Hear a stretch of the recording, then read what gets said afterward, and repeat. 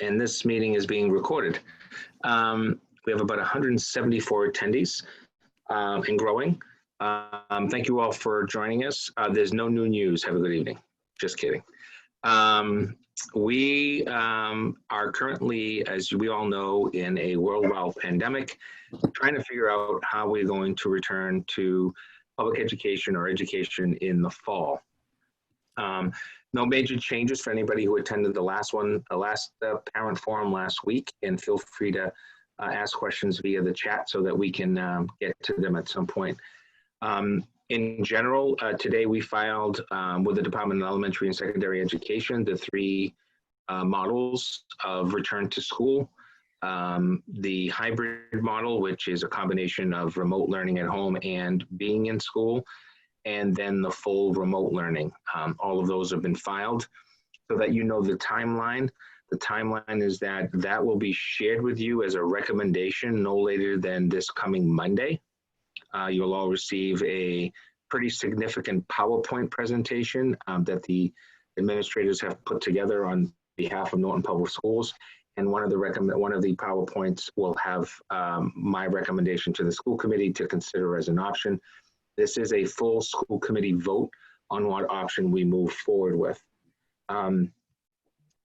The biggest issue, if you've been keeping up with the news, has been this original discussion on 6 feet, which then became, through the Department of Elementary and Secondary Education, the Commissioner's Office, a discussion of 3 to 6 feet, which then became a further discussion of minimum of 3 feet, but 6 feet preferred. That just pretty much, as my staff would tell you, it just blew up the entire discussion. It led to all kinds of what I will simply call the politics of education about which one is correct. Everybody chose the doctors they wanted to listen to, the organizations they wanted to listen to, and then in general, the role of each of us as either a parent, somebody in the labor side, somebody in the management side, and all of us have come to the fruition of probably different opinions. The overarching issue for us is Norton Public Schools will come out with a statement for me that the requirement for us is to prefer to be at 6 feet, no less. And so that requires that we really take a look at the hybrid model and the remote model versus coming back. There is no classroom in the district that I could have at 6 feet, except for maybe a couple of our sub-separate special education programs. Every other classroom in the district is going to be at somewhere in the range of 18, 19 to as many as 26 to 28 students in K to 12. So as we look at this, our goal is to try to utilize all of the best information around safety and then implement those. So we've had 3 working committees. I've chaired the Return to School Committee. Jennifer O'Neill has chaired the Hybrid Committee, and Karen Winsper, Director of Instructional Tech, has chaired the Remote Committee. Those 3 committees are basically ready to go in terms of what this all means. My committee, because it's Return to School, also has information that has to be part of Jennifer O'Neill's Hybrid Committee, because the hybrid model means that 50% of students at some point are in school during the 5-day week, twice a week, once a week, whatever the final recommendation is that you'll hear about next week. The other part of it that goes with this is the impact of transportation. Matt Wells, I know, is on the call tonight. There's an email or communication that was sent out earlier today where, as we look at the model for next year, we're going to be looking at how do we actually collect funds for transportation at less cost than the $350 if we're in a hybrid model. And of course, there's no transportation if you're in a remote model. And then the last part out of Matt Wells' office also is food services. We're required under federal law to still feed students regardless if they're remote, hybrid, or full in the classroom. So that requires some different planning in terms of what model is finally selected. Wade Lazard is on the call tonight. He's our Director of Facilities, and his responsibility is basically every question to do with the safety of the buildings, with concentration around PPEs and ventilation, HVAC systems, and safety protocols. We currently have enough PPEs either on order or already in the buildings for the first 3 to 4 months of school, if in fact we're physically in some way back in the building. So this would include masks, although we will be asking people to bring their own masks.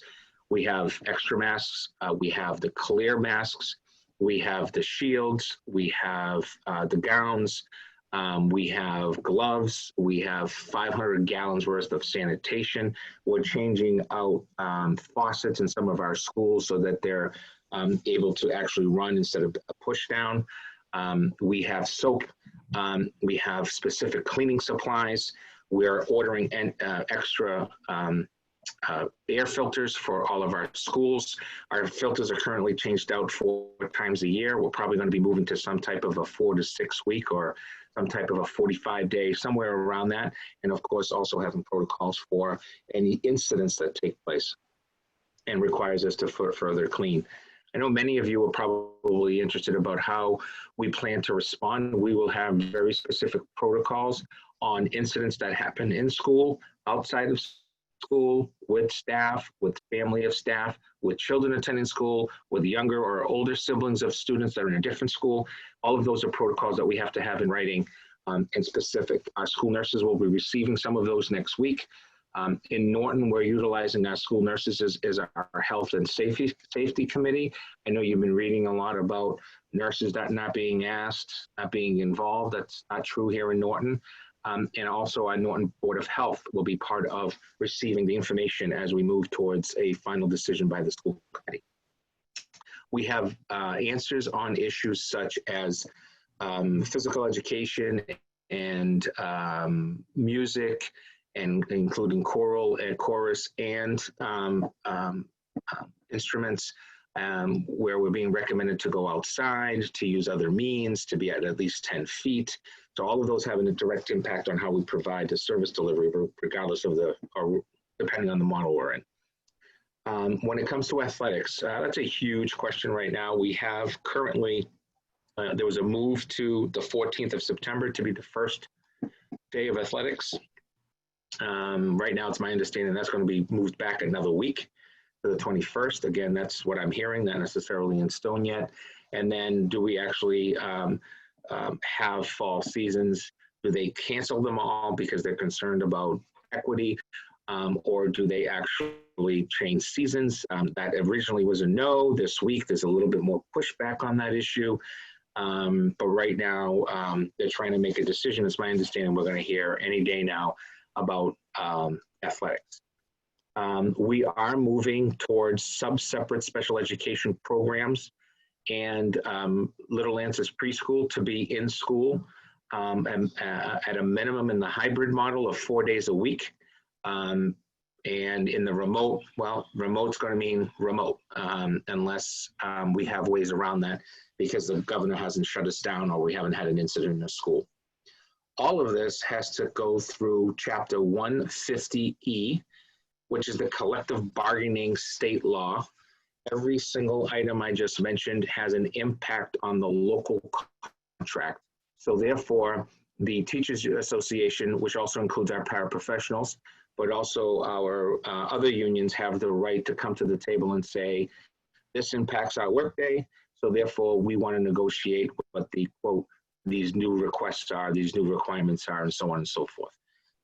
We'll be working on the specifics of that after the school committee vote on the actual plan moving forward.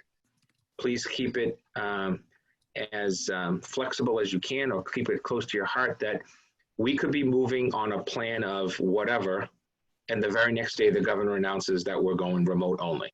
Just keep that in mind, that that is all still in play. We had pretty significant uptick yesterday in statewide numbers. We had our first over 350 positive cases in the state since June 11th. That could be a response to so many things that are going on, too many people on boats, too many people partying, too many people going to friends' houses, too many people in restaurants. There's so many reasons, none of them which I can specifically speak to, except that we're all probably in some way not following to the T what we should be doing, myself included. The other issue that's still up in the air is everything to do with MCAS tests. That is a state decision that doesn't belong to me. I think all of you know that my feelings about MCAS. If you haven't figured it out, I'm not a fan, have never been a fan, will never be a fan. I don't think one test means anything. I think there should be a multiple of assessments that students have to take, and it should be things around the best interest of students in there and the things that they do well, and making sure that they do them at a higher level, not the situation that we've been in the Commonwealth for the last 25 years. That said, we're going to be looking at schedules very, very astutely, if you will. Things like mid-year exam, final exams, things like looking at more project-based learning, looking more at, for example, we've currently already purchased 3 or 4 different platforms for curriculum that students can use at home. Be mindful that parents have the final say on the model you want. In other words, if we're in a hybrid model and you don't want your child to come to school, you will have an option of remote learning through Norton Public Schools, staying enrolled, being able to participate in activities if they're available. You don't have to necessarily just unenroll your child and homeschool them and pay for a private online school. We will be providing online education, if you will, remote education to those families who choose not to send their students to school at all, if in fact one of our models is to send students to school. The hard one is hybrid. In other words, if you're in and out of school, I think parents are going to have to make a decision based on the cohort model that you know, we can't just have families changing from week to week what that means. That's just not manageable. It's not safe. That doesn't mean that they're on special circumstances, however, that we would always consider if we had to. There's probably been no time in public education where you've had more choice, right? And if we're in a hybrid model and you don't want to send your kids to school, I still have to offer you an opportunity. So I guess that's one of the ways to look at this as well. The other part of it is that at 6 feet in our classrooms, most of our classrooms are going to be definitely at 14 or less, but probably around 85% of our classes are going to be at 12 or 10 or less students. So we're going to have more than 6 feet per student available in classrooms in that type of a model. Once we finalize the model and move forward, then the next step really becomes implementing the model and tweaking the model. Our biggest issue right now, believe it or not, is the constant issue in public education. Public education does not run in the best interest of academics. It runs on yellow buses and transportation. Right now, we have some issues with being able to even pick up 50% of the students on a bus, because we must clean every bus after every run. So if a bus is used for the LGN, it then has to be cleaned before it picks up the students for the high school, which then has to be cleaned before it picks up kids for the Hay School, which then has to be cleaned before it picks up kids for the JCS. So all of this adding on average of about 10 minutes, maybe a little less, depending on how many students on the bus and if we can close out parts of the bus. But the impact there is pretty significant. One of our runs, and this is just as an example, would not get students out of one of our schools, I know you all know which one it is, until 4:30 in the afternoon, and students wouldn't be getting home until after 5 o'clock in the afternoon based on that. That's not acceptable to my office and to us doing this. So we need to find ways to be able to do that. For those of you worried about fees, if we're in a hybrid model, the recommendation will be to cut the fees, which means then I have to find the money to offset the budget in terms of those types of needs. Those will be a work in progress as we go. Same thing with athletics, same thing with any other fees that we charge. We're gonna have to take a look at it, including Little Answers Preschool. The only other thing that really is kind of frustrating, but we've done it, is we are currently preschool through 12, prepared and ready. Some items haven't come in yet to be one-to-one. So every student with either an iPad in pre-K, K, and 1, and then grades 2 through 12 in Chromebooks. So we're prepared for that. We've made the orders. Those orders went out actually before the new fiscal year. So we're talking sometime, if I remember correctly, in June. But the companies are behind schedule in terms of delivery, with some of the deliveries taking longer, some of them just trying to get all that you're requesting. Probably most of us have dealt with Amazon in the last 6 months. I think you probably have all seen some type of an email that says it's going to be a little later than they thought. It's not coming Tuesday, now it's coming Thursday. That's kind of some of the situations statewide, but we're hoping that we'll be able to meet that. And then lastly, and the latest information, is the school calendar. The school calendar is going to change.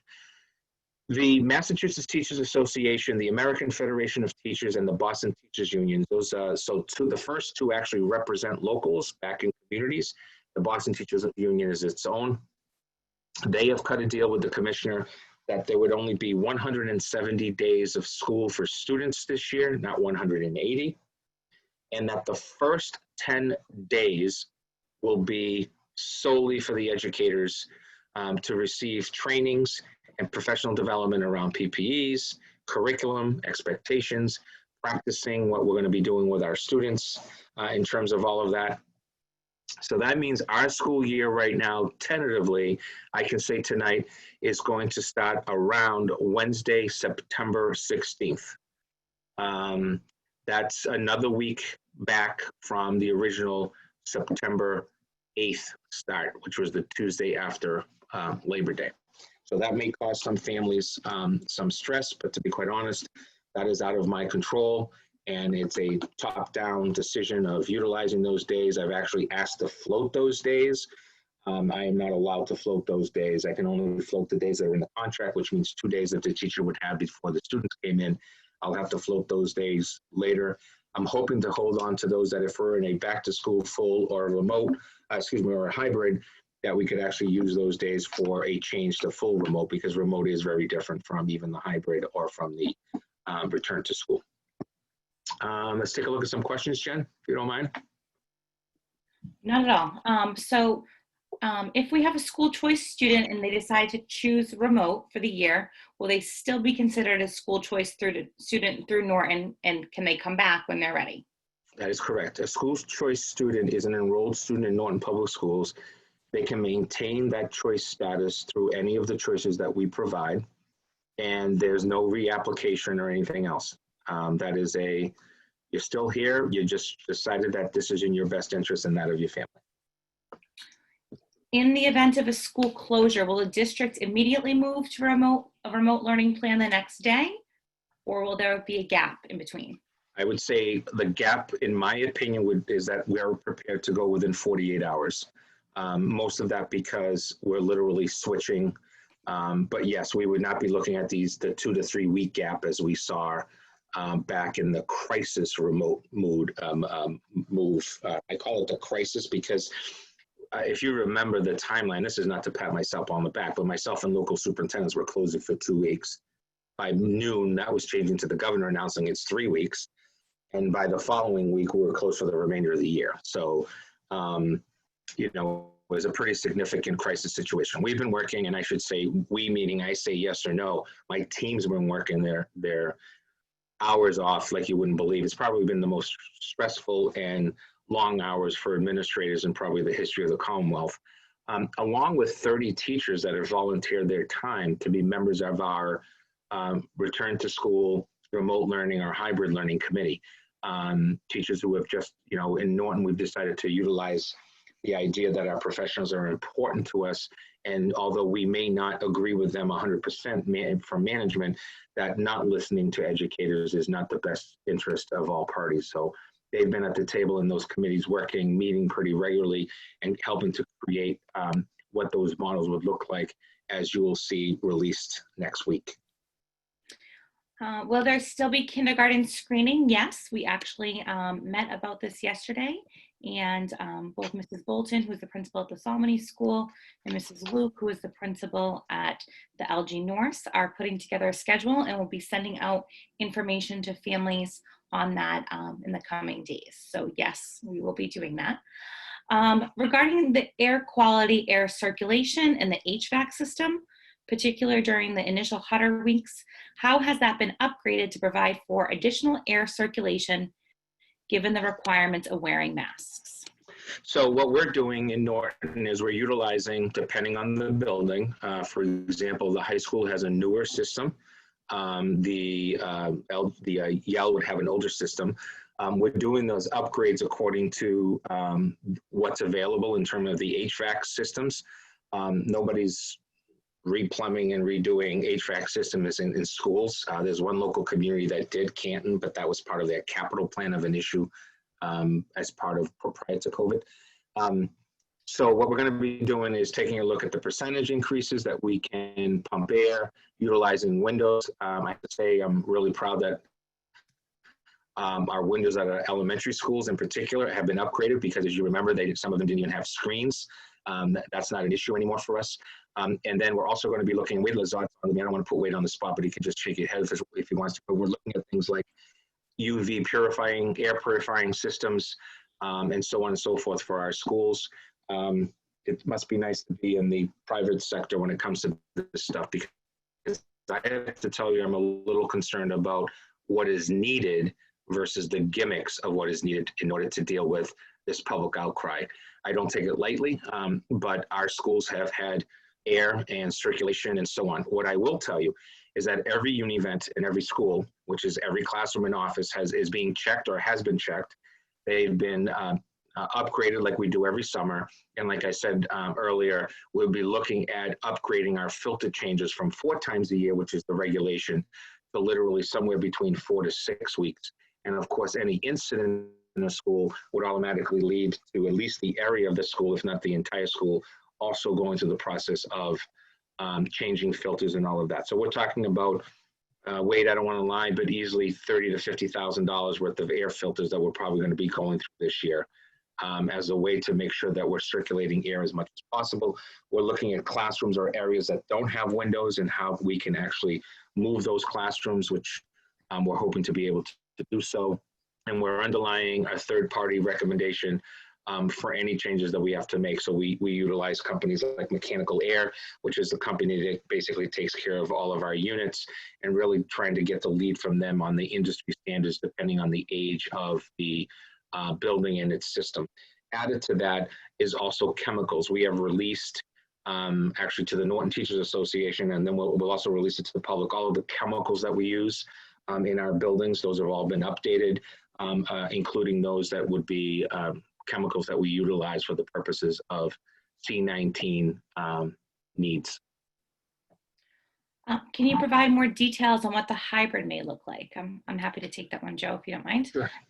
So we are in the process of developing a hybrid schedule that, instead of taking a week off at a time, really looks at getting students into the building every other day. And when the hybrid committee looked at multiple options, we really felt that this was the best option in terms of keeping students and teachers connected on a regular basis. So for example, on a Monday would be a remote day for all students throughout the district, which would allow teachers to work with them in a synchronous model in the morning, having all students together. So they are starting the week together as a class or as a group, you know, at the elementary level, doing a morning meeting together, you know, starting the week with, you know, going through lessons and expectations for the week. And then you will have a cohort of students that attend on Tuesday and Thursday, and then another cohort of students that attend on Monday and Friday. It's, you know, not totally finalized, but that's an example of what it would look like. We're doing our very best when we're putting these cohorts together to keep families together. And you'll have more information about that next week as we meet with the school committee in those public forums. So in the hybrid model, just Jen, if I may, in the hybrid model, I think it's really what we're trying to do is you also utilize the latest data and information as much as possible, which is we could be changing to a remote model at any point out of hybrid. And so to me, the social and emotional development of students, these are students entering classes where they do not know their teachers. This is not a return to your kindergarten classroom. This is a kindergartner moving into a first grade class with potentially new peers at 50% of a classroom and a brand new teacher. And I really think getting kids and teachers together on a regular basis, if we can, in a hybrid model is better than trying to utilize a week on, week off schedule and the continuation of further loss. The other issue I think that's important is whatever hybrid model we put forth, we are going to be criticized for. It's that simple. There is no perfect solution. I've been saying this since my first parent forum with many of you earlier on in, I think it probably was in April or May. Whatever decisions we're making when it comes to this is trying to figure out the best scenario with the resources and information that we have. And then secondly, that it's going to impact every family in a different way. I'm a dad, older student, but I'm still looking in a remote learning, in a hybrid model situation, that my daughter's at home, potentially your daughter's at home, your son's at home by themselves for 2 to 3 days a week. That could still be as part of a hybrid model. I don't think that's necessarily the best, but at the same time, we're trying to also look at the needs of the community in providing the different options to families. What about students that are on IEPs or 504 plans? Student services delivery is a must during this process. So again, I want us to go back to remote learning on March 16th, which started with academics and kind of like educational experiences for those 2 or 3 weeks, and then we moved into remote learning. And I want you to take all of that and I want you to blow it out of your head completely. This is a completely different approach in either hybrid or remote or even return to school than we've ever seen before.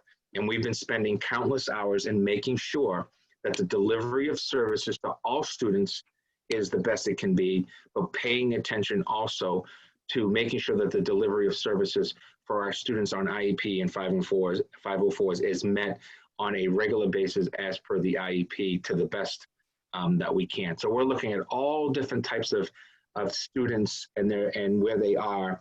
For example, making sure that the delivery of a service, in my opinion, a classroom with 10 students should be able to be supported by a general education teacher providing supports to special education students. And that is going to be a push that I'm going to continue. I've always felt that we teach all children in public education, but I think in this model, it's even more feasible to be a general education a history teacher like I was and be able to say, I've got 10 students in my class, I got 2 students in IEP, really get to know what that IEP says, really implement the needs of the students in the days that are in the building or remotely. Thanks, Joe.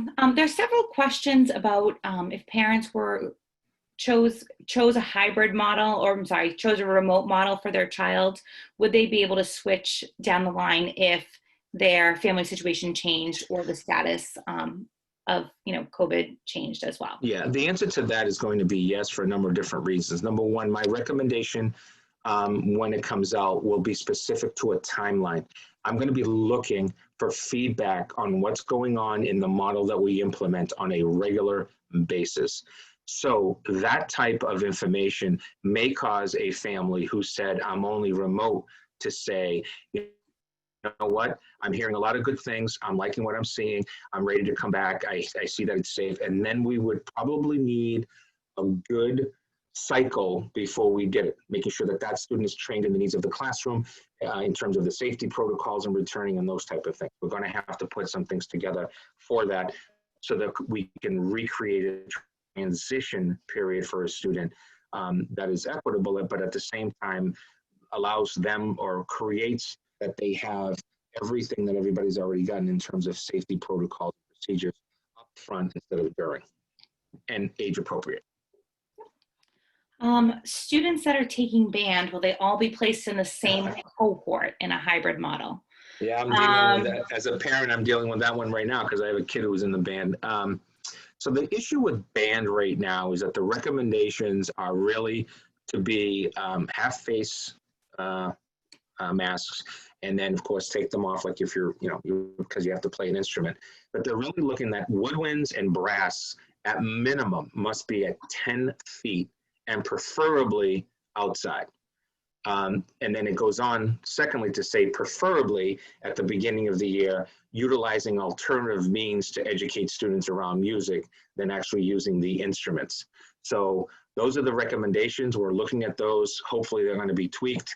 I'm not sure that any student who plays a musical instrument actually wants to spend time doing something else during that time except learning how to play their instrument. But there are ways that you can do that around music theory, really teaching them more about actually the music itself, and then moving on as things get a little bit better. We're also going to be setting up tents outside of our buildings. I'm looking to actually set up multiple tents outside of our buildings as a way to do outdoor education. The music program, chorus is another one that's come up on this issue. And those types of situations, including lunches.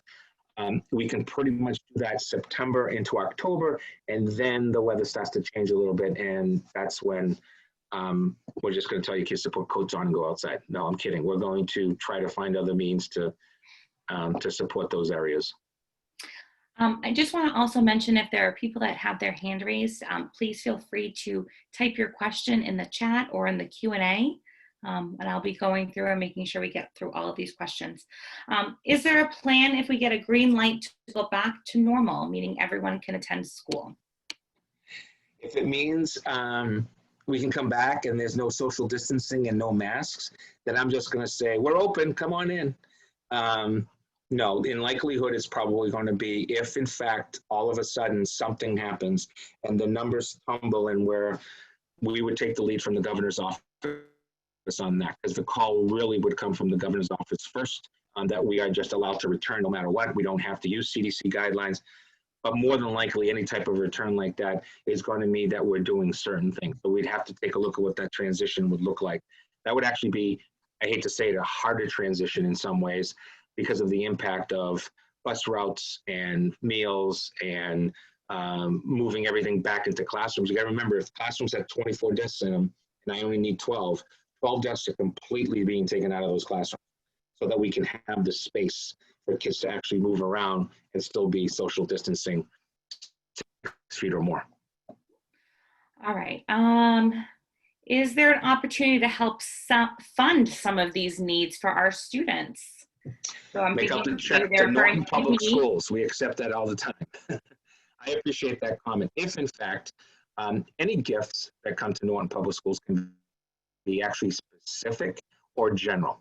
You can send a gift that says, please take care of kids' needs. And so that allows for me, through the business office, to pay for students' lunch, to pay for whatever. But you can also be specific and say, I'd like to support Y. And if you send a letter with your check for Y, I can only spend it on Y unless I come back to you and say, do you mind changing it to A? Otherwise, it's very specific under state statute. Our biggest needs right now, to be quite honest, we have a $187,000 grant coming in from the CARES Act to support some of these transitions in terms of special education, bringing in the kindergarten teachers to do the pre-screening testing and all of that stuff. We're going to be in great shape there. We have utilized funding from the Community CARES Act that have helped us to support about $800,000 worth of purchases around technology and food services, and so on and so forth. And then the last part is we have $225 coming in per student in a grant, or a total of $519,000 for the purposes of PPEs and all of that. And then that money has to be expended prior to December 30th of this year. We're really pushing that it should go beyond the 30th because we may have to continue to order stuff and all of that. And buying 500 gallons of sanitizer is great, but if you buy 1,000 and you only use 200, you're going to have a problem with 800 gallons of sanitizer after 9 months. So it's a waste of money as far as I'm concerned. And then there's a federal stimulus bill that's being discussed. House has the same number as the Senate when it comes to K-12 education, which is $105 billion new dollars going back to the states, going back to K-12 education. So we would actually be in pretty good shape. Right now, those funds really don't allow for us to spend any funds with staffing needs, simply because the money is only available till the December 30th of this year. Hopefully that changes. All right, I have two questions that relate to safety and facilities, and I'm going to group them together. And just so people know, I have about 49 questions in the Q&A section and a whole bunch in the chat box, and I'm just trying to go through them in order. So I promise we'll get to them. Number one, is air exchange going to increase at a higher frequency within our schools? And with all the issues that consumers are having purchasing cleaning materials, are we able to get them as needed? Yeah, we currently do not have a problem at all with cleaning materials. We're utilizing, Wade, quote me if I'm wrong, somewhere around 9 to 11 different vendors. Correct. That work with us. Some of them specialize in one area than the other, but we don't have any backlog on materials and supplies. Can you confirm that for me? Yeah, no, we've been very lucky. Our vendors have been able to pretty much handle all our demands, and stuff that has not come in yet, we should have by the end of August, if not the beginning of September. Again, we were way ahead of this, so we were thinking 4 or 5 months worth of supplies. So we're right where we need to be, and our contractors have taken great care of us. Thank you, Wade. Do you want to address the question about the frequency of the air? Sure. Yeah, the frequency. Go ahead, Wade. Yeah, so obviously talking about schools, you're talking about large areas, you're talking about cafeterias, auditoriums. I mean, there's many different areas, classrooms, small office spaces. So I would say the average rate of our air exchange is anywhere between 8 and 15. And that's all, it meets and exceeds all the government standards. So I feel very comfortable with our airflow systems throughout the school. Thanks, Wade. There are a couple questions that are specific to student IEP needs and student placement concerning IEP needs. And what I will say to that, and I don't want to speak for Vinny, but you will be hearing from the Department of People Personnel Services. Even if we are in a hybrid model, our goal is to get our preschool students, as well as some of our specialized programs, into the building at least 4 days a week. So further information regarding specific student assignments will be coming out. And if you do continue to have specific concerns about your child, please feel free to reach out to their principal or to Mr. Searcy, and they can help you with that. Next question is regarding masks. Do students have to wear their masks all day? We're assuming that not at certain places. How will that work? Yeah, so the recommendation is going to be that all students pre-K through 12 in Norton Public Schools wear masks. That's going to be my recommendation. The guide from DESE is 2 through 12. I'm going to take that down to pre-K through 12. And that's going to mean training and supporting and constantly handling students. And we know that, but we also know that as we walk stores, kids are wearing them. Young kids are wearing them on the playgrounds. I've seen it myself. Clearly preschool or even younger age, 3 years old.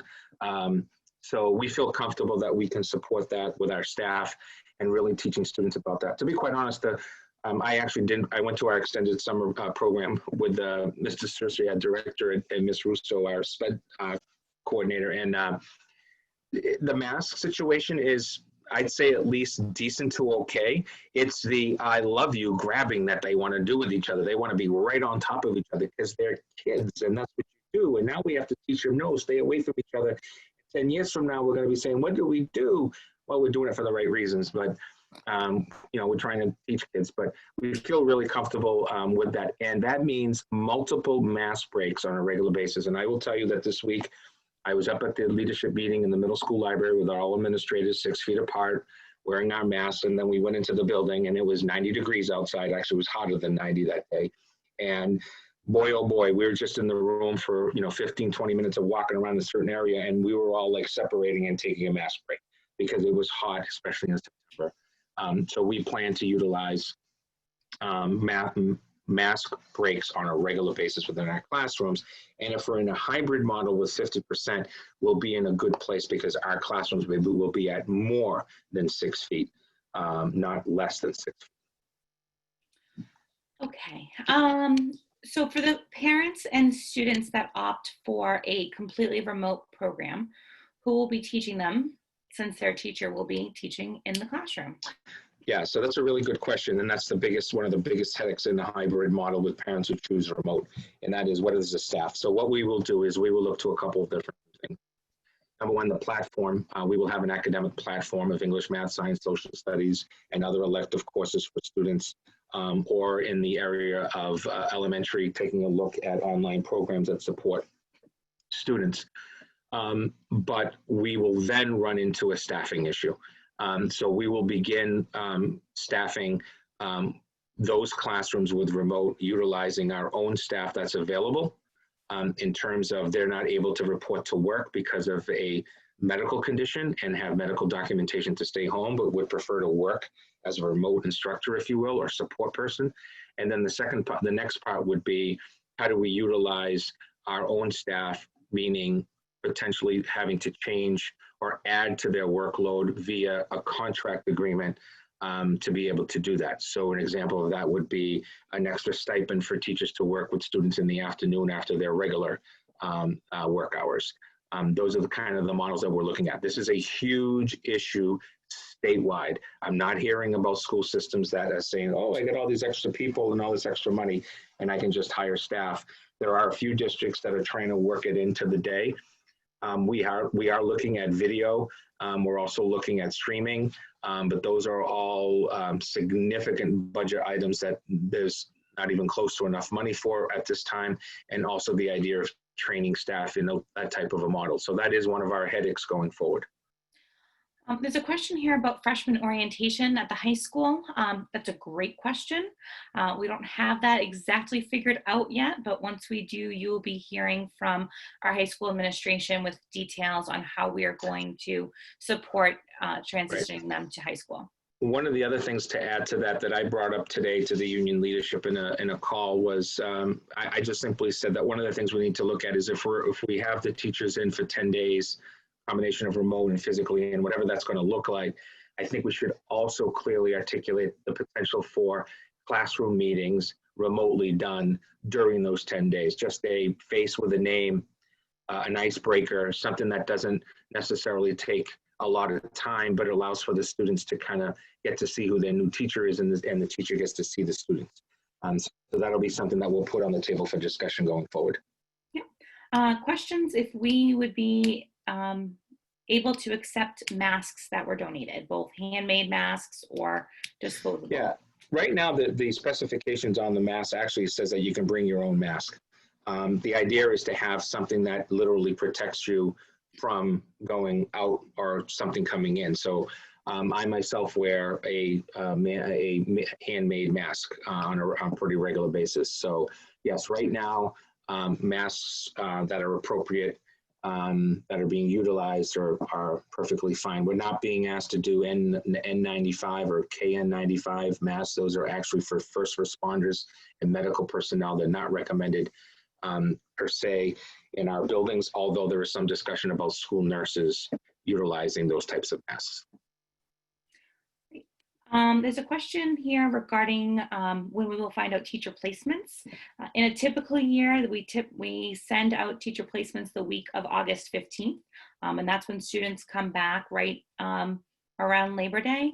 I would imagine that teacher assignments will probably go out closer to the beginning of September this year, because one of the things that we will need to do is plan for our cohorts first and make sure that we have cohorts assigned, and then we will also look at teacher placements at that point. So it's not unusual that you wouldn't get your placement already. Couple other questions here regarding the distancing in the class size. So when in the hybrid model that is being proposed, students would be 6 feet apart within the classrooms. And there is not a limit of 10 people in a classroom. I know that was a big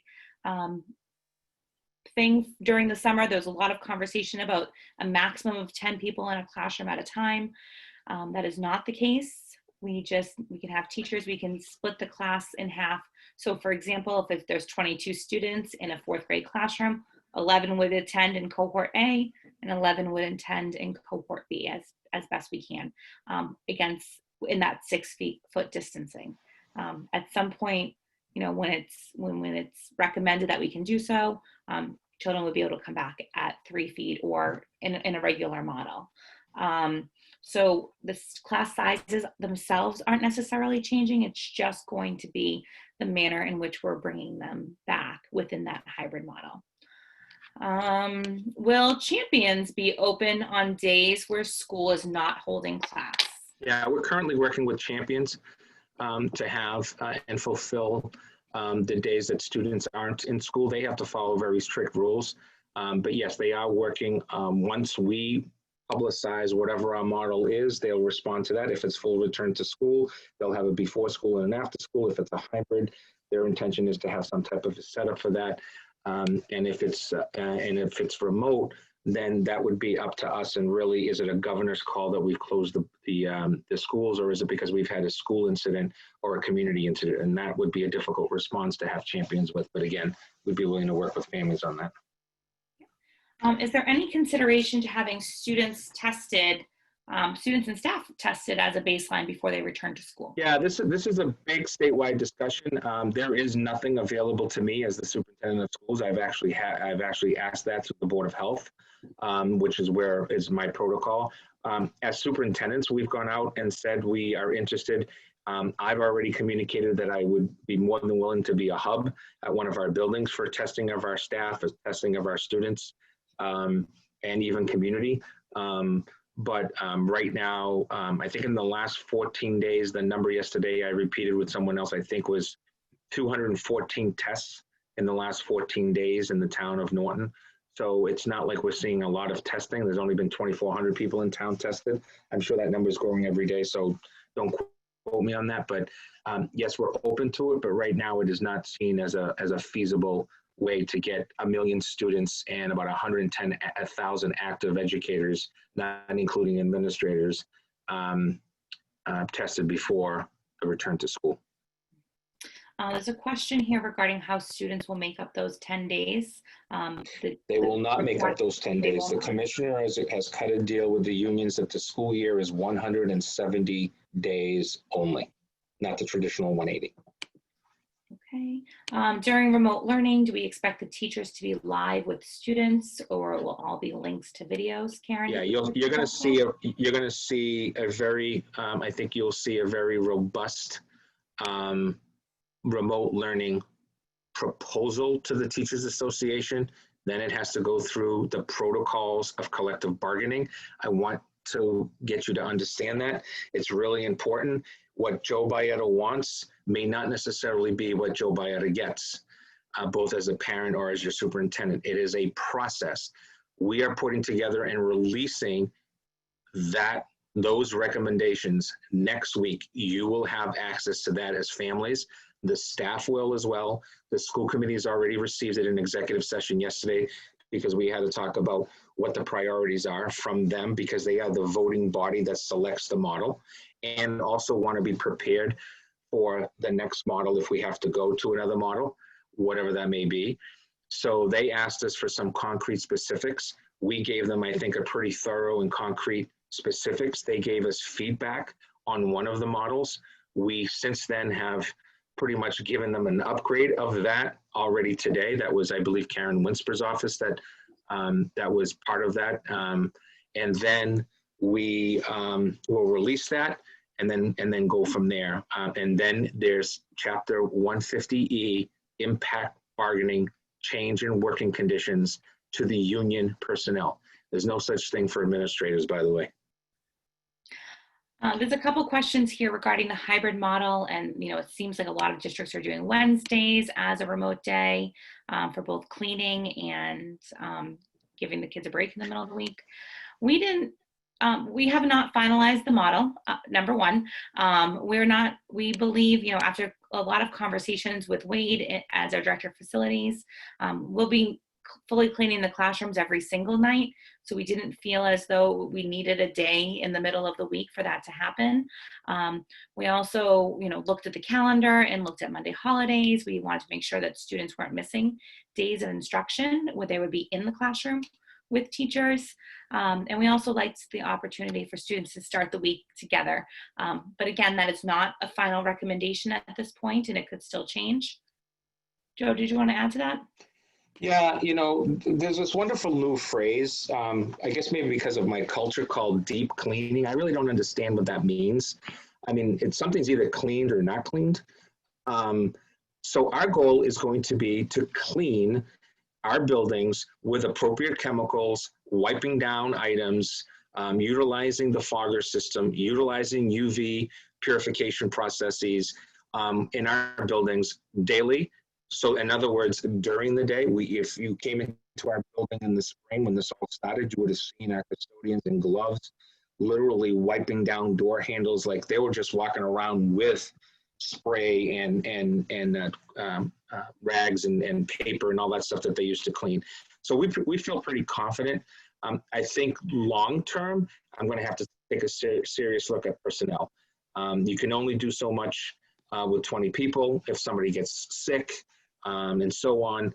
So we're going to have to really take a long look at utilizing either, again, an agreement with the union for support and bring in third parties, or hiring more part-time staff to be able to support us throughout the day. Thanks, Joe. Just so everyone knows, we have about 80 questions that are here.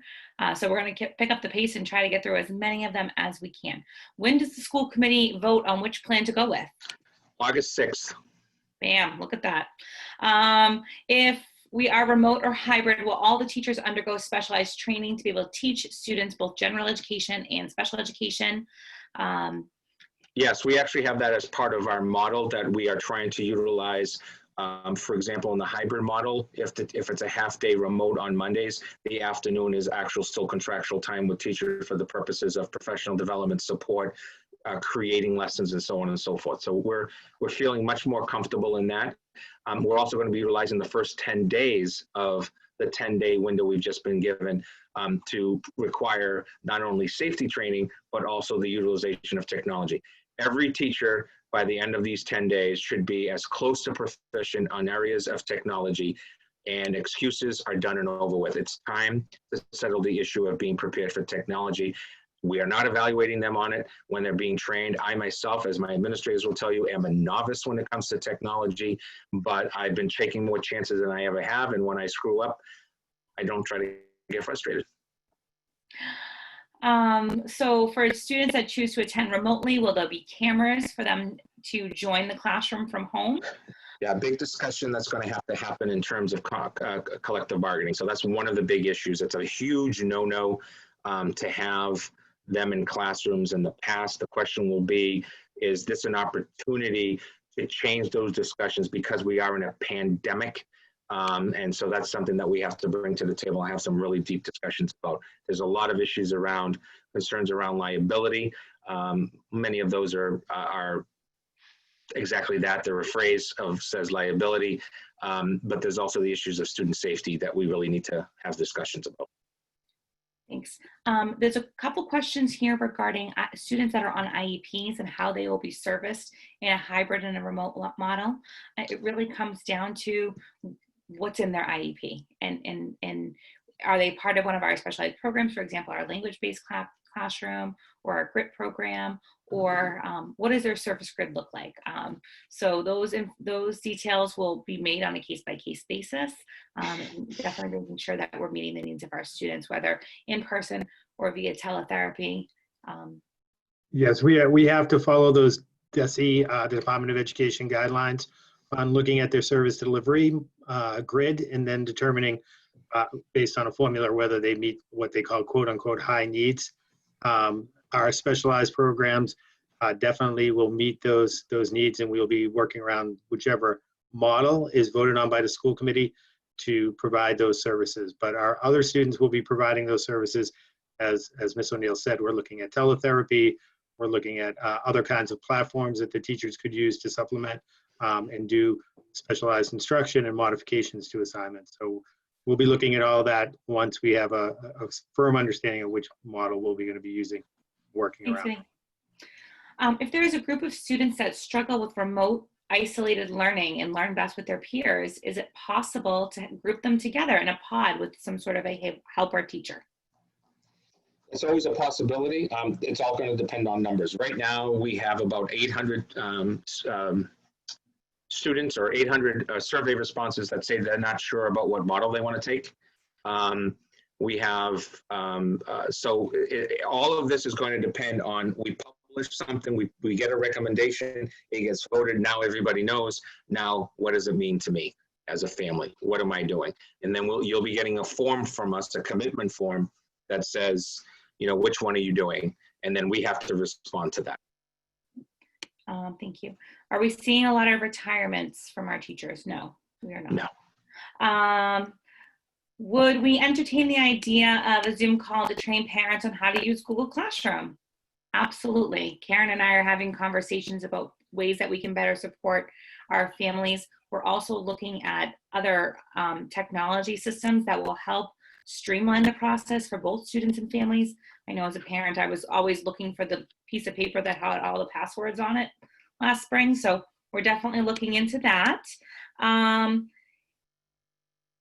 For incoming freshmen, and there's a couple other things about transitions here. We are looking at ways to help support transitions. Joe mentioned earlier about getting students at the very least online with their teachers for a quick meet and greet during the summer.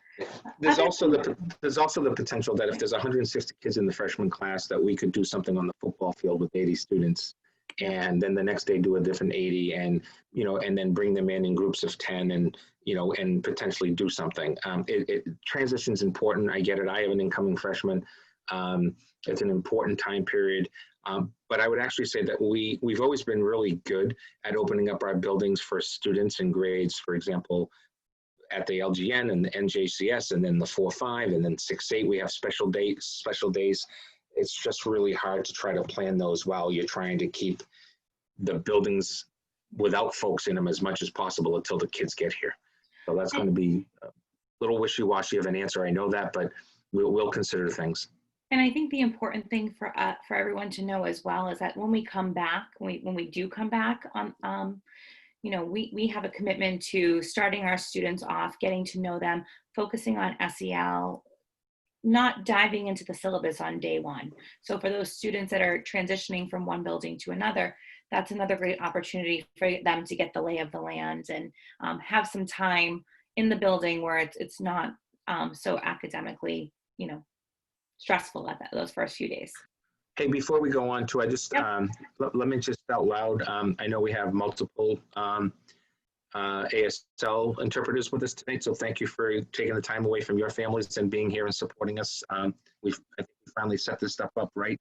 I think we also have some closed captioning opportunities as well. So we finally fixed it. I apologize to those families that had to wait for some of this, but thank you to our interpreters and our friends with getting us all the other stuff done right. Great. Any thoughts on how the grading system may change in the hybrid or remote model? Yeah, it's going to change. We're going to have to really think about what that means, how we utilize it, how do we hold students accountable. Student attendance for the day is required. So I'll give you an example.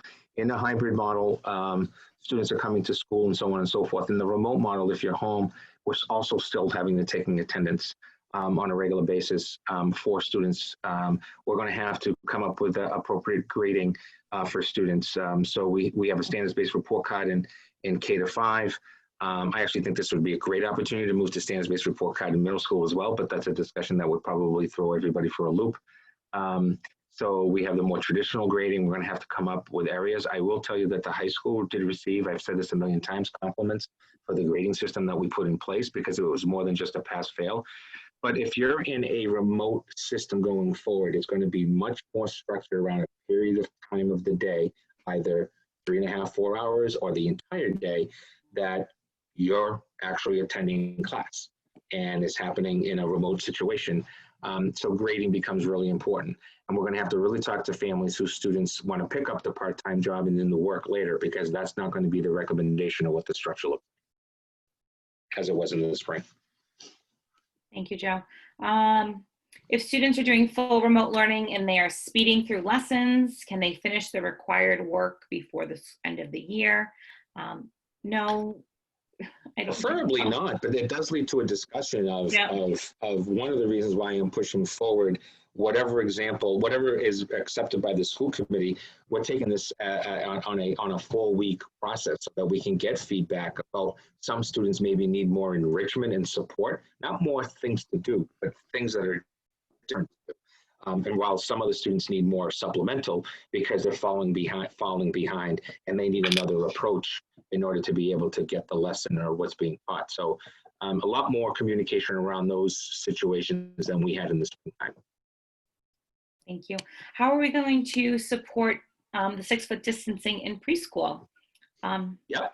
Great question. That's a great question. I'm sure that's coming from a parent who probably is saying, I'm having a hard time doing that with my own kid, maybe. I know that would be an issue with mine, who, when she was very young, was so social with those things. It's going to be about learning. It's going to be about establishing protocols and procedures and learning. That's what it's going to be about. That's what I think, do really well. I think that the conditions for different students mean something else. We have students who have needs that it's a daily retraining, if you will. It's a daily attention to those types of topics. And then you have some students that over time will quickly pick it up and know that that's the new norm. And maybe learning key phrases that will help to support what they really need and what they really want. So it is an area of concern, but it's also an area where I'm more concerned about what the long-term implications of this really is for kids in terms of, kids wanting to be with kids, and we're saying, no, you need to be further apart from each other. It's going to have to be a balance. And so to that question, are we planning on having models for preschool? Yeah. We're going to try to do everything that we can to be as normal as we can. Listen, there's no one to. Can I just go back and answer, just to highlight on that other question, the first one? We worked a little bit with that today around how we're going to structure the classroom, literally the physical layout, doing things like, believe it or not, yoga mats to give them a sense of boundaries. We're setting up visual schedules. We're doing social stories. We're taking those kind of typical things you do in terms of good practices with that population in that age group, and we're just targeting the changes. We realize that's going to be, probably our biggest challenge, but we're using all of the tools we have available to us, and that some of them are already familiar with, to try to structure that and teach those lessons, and then reinforce the behaviors as we can. There's nothing worse than being the superintendent of schools at 260 pounds at 5'11", wearing a mask with a suit and tie, walking into a kindergarten program. They're all going to look at me and think I'm nuts. I mean, the kids are used to seeing me all the time, and I get the hugs, and I even get requests for hugs that they ask me to do. And now I have to say, that's what we're going to have to do. It's the new norm.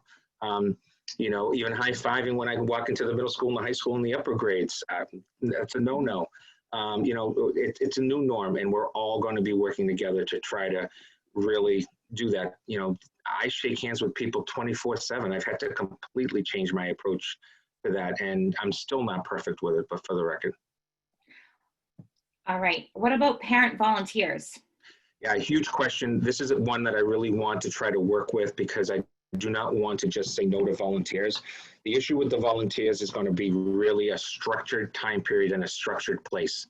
So if you're a 3rd grade volunteer at the JCS and you're in Mrs. So-and-so's room, then that's it. We're going to try to keep volunteers to a limit, and it won't start right away in September. We're going to probably take the first few weeks to really look at information and all of that before we release that volunteers are going to be allowed into the building. Okay, I'm going to work on that. Several questions here regarding multiple children across multiple buildings, and will we be able to accommodate families with the same schedule within a hybrid model? We are attempting to have sibling groups as much as possible. I can assure you it won't be perfect, but that is the goal. What plan is being considered if a student or teacher in the hybrid, or the in-school plan is positive for COVID, and how will that work with HIPAA regulations? Yeah, so it's, first of all, like all I can release is what I can release to the public. But under C-19, if it is in fact a C-19 situation, I do have the right to release that I have a C-19 situation, whatever that may be. And everybody will have an opinion. I can't wait for the flu season, and everybody's going to be on Facebook talking about how we have C-19, but we really don't. We all know it's going to happen. I would ask you not to. Our goal is to be able to release what we can release with specificity to you as soon as possible. In most cases, a COVID-19 situation starts with symptoms. The person's in school, they shift to home, they go to the hospital, then we finally, through the Board of Health, get information that in fact it's a positive case or it's a negative case. That would be the protocol that we would utilize. If in fact it's a potential case, then we automatically go to either the 10-day or then move to the 14-day. So we could be closed as a classroom, as a building, as a district. Any of those three things could actually happen. The other one that could happen is not in school, but out of school, if there's some type of activity that's taking place. All of you have been hearing about house parties in Chatham. That's led to a spike down there. We could have situations as well with birthday parties, with sports or activities, town sports, Saturday basketball, any of that could cause a situation where a building is closed. We would utilize communication plans for that. When will students at the high school get their schedules? They'll probably be released as soon as we know a little bit more about the staff and the needs of students. Then we probably release them. We typically release them about 2 weeks, if I remember correctly, before the start of school. So Yeah, that they typically can go through the course process. Typically, it would be the week of, I think this year, the August 15th, I think, is the typical timeline. So similar to class placements, those will be closer to the beginning of September for us to be able to get our cohort plans together. Chromebooks, when will we be distributing tech? Karen? As soon as possible.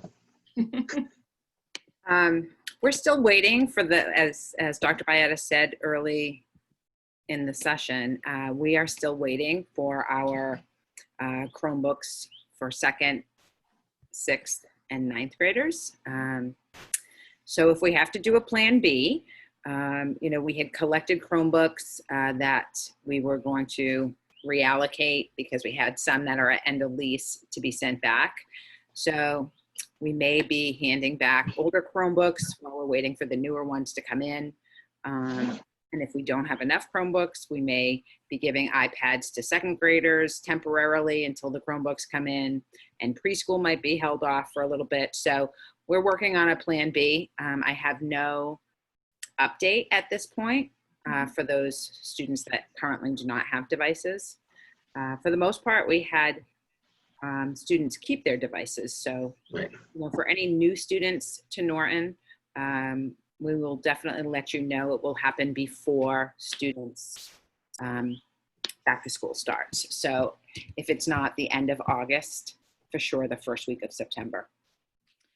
There was a question about student and staff being tested for before they come in. I think Dr. Bayetta answered that already. Yeah, we're just not sure about how the state wants us to handle that. Right now, there is no plan from the Commonwealth on that, and locally, we do not have the potential to do that at the Board of Health.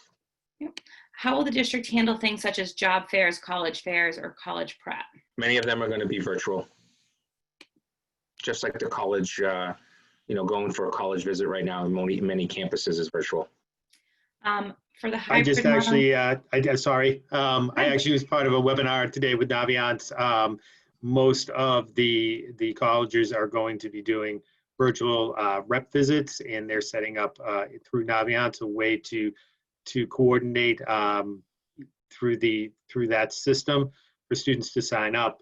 We're in the middle of trying to work on an idea around how to do a virtual college fair and using Zoom as a possible way of doing that, or just setting up individual meetings through each of the college reps who want to take part. So we are working on that in a virtual manner. It seems like what most of the colleges want to do.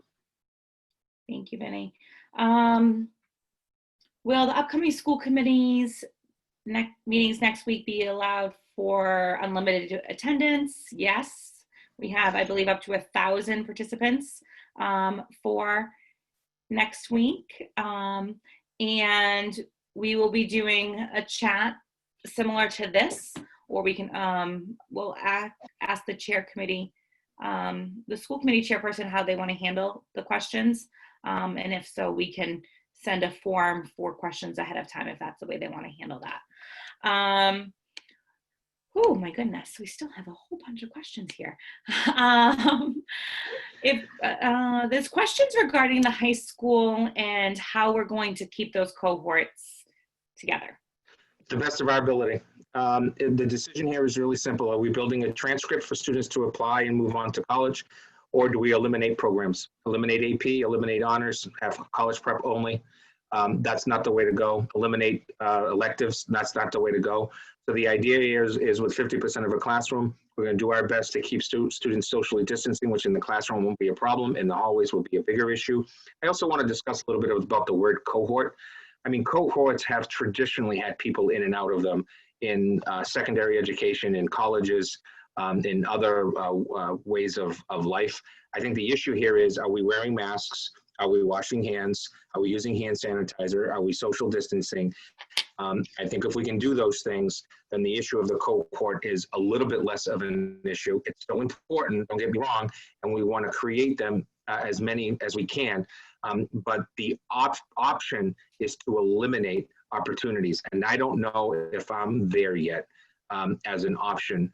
I would rather go to full-time remote and allow for students to have and build upon and transcripts than eliminate their opportunities as high school students. And when some of those, there's a couple other questions there about elementary students and middle school students regarding specials, art, music. We're keeping those cohorts together. So when you think about a cohort at both the elementary and the middle, those students will be traveling together all day. Yeah, you may have heard back in March, actually it was April into May, school systems actually eliminating those positions, laying off those people. Those were facts. We did not, and we have no intentions of doing so. But we also have to be realistic in this type of a situation that we have students who, if it wasn't for music, if it wasn't for art, they may not even be in school. It's an opportunity for students to learn differently. It's the same thing with athletics, although I think that's a little bit more complicated in this situation. I would say that right now, the one athletic area that's probably not going to happen, and again, I'm going to use the word probably, is middle school. Because they're not governed by MIAA, they're actually governed by us and then the Massasoit Middle School League. So we would have to really have some clear understanding of what the sports is at the high school to allow for the middle school program to take place. So those are that's another scenario. But again, this is the livelihood of kids. I have a group of students right now, captains telling me that they're just concerned that I didn't allow for captain's practice to continue. And I didn't because everything was pushed back by the start of the season, and they're not happy with me about it, and they've been very respectful.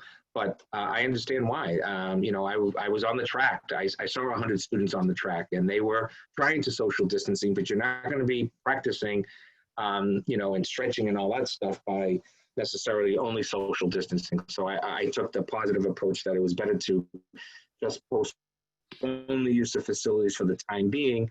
And by the time being, it won't be forever, but to set the stage for hopefully keeping kids not on school grounds for those types of things. There's a question about using the cafeteria for lunch and then recess. Students do need to be 6 feet apart when they're eating, so they can take their masks off. We will be using our cafeterias and potentially looking for other spaces within our buildings in order to be able to distance students appropriately without having 18 lunches. Because otherwise kids are going to start eating the second they walk in the door. Also, we will be having recess and making sure that students are appropriately distanced as possible, and giving kids more breaks throughout the day. Question here regarding how will teachers handle both in-person and remote students in the hybrid model? That's a huge question, and not one that we're ready to address. And one that is almost impossible to try to address unless you're streaming, recording, other combinations. So that's going to be an issue that we have to try to work through. Yep. If a parent chooses the remote model, do they have to unenroll their child and No. and Stay homeschool? enrolled. No. Stay enrolled, have all opportunities to do everything else with non-public schools, no cost to you, so on and so forth. So of course you can decide to do whatever you want, but we're really, we're providing that as an option as required. Question here regarding the school calendar, if we would be teaching through breaks.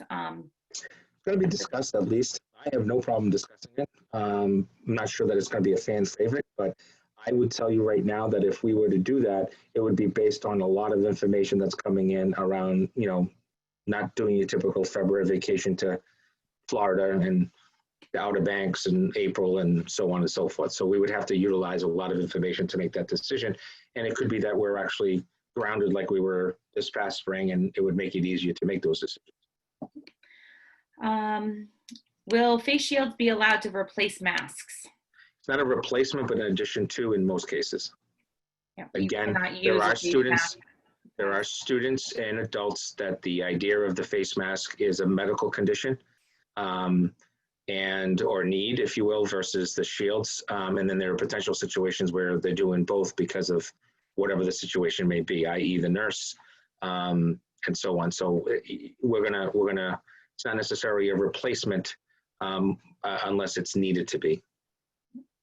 How would we like to receive feedback from parents on both the successes and challenges of? Yeah, we'll probably, so if we're going to create a feedback system. I haven't talked to our directors yet, but my goal is under the communications office is to have an easier place for you folks to go just about what's happening with quote hybrid, what's happening with remote if we're on it, so that we can send those areas out. It might be the Let's Talk where you can just go in and hit remote, and then that leads automatically to myself and another administrator or to the building principal or whatever. But we're gonna have to recreate that so that we can get feedback quicker.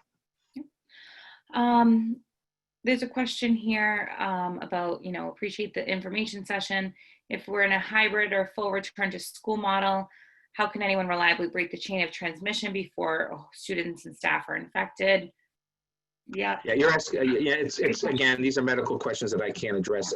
Here's the way that I've addressed it, and people don't like it when I say this. We train every day for significant health and medical and safety issues in our schools. That's the best that we can do. The safety of children and the staff is our number one priority before COVID, during COVID, and after COVID. It's just a matter of getting the information, making sure that we have the right information, then going into the protocols of communication to families, i.e. like a snow day. I'm closing down tomorrow because we're awaiting a situation with the C-19. We're going to be closed for the next 3 days, and we're going into remote learning on day 3. I mean, these are the things that we have to figure out. And we will be utilizing, as per requirement of Department of Public Health, which is to utilize our Board of Health, and in our case, also our school nurses. There's a question about, if parents are sharing custody, can they choose different models while the child is with them? It would need to be a model for the child. Right. We can't have kids going back and forth between remote and hybrid, on every other day. And that if, you so choose at a later time to change the model, then we can certainly do that. When would the decisions need to be made in terms of submitting your decision to the school? So if the school committee is going to make a decision, we are thinking August 6th. We are in the process of developing a survey that will go out with an individual link to each family for families to return.